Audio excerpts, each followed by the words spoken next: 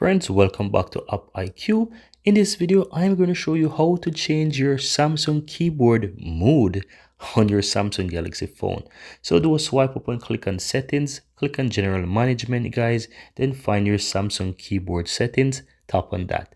Now from here, scroll down guys to where you'll find mode.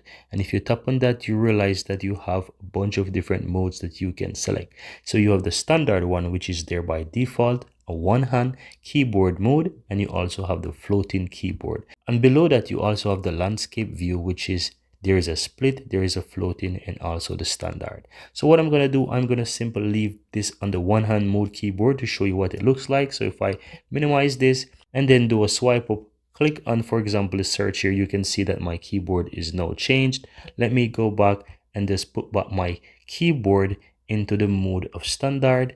And if I minimize that, do a swipe up, tap in the search, you realize I now have my full standard keyboard.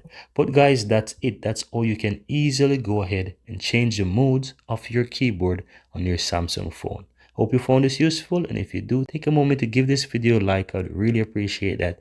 Hit that subscribe button if you're seeing the channel for the first time and find value here, and see you next time for another helpful tutorial just like this one.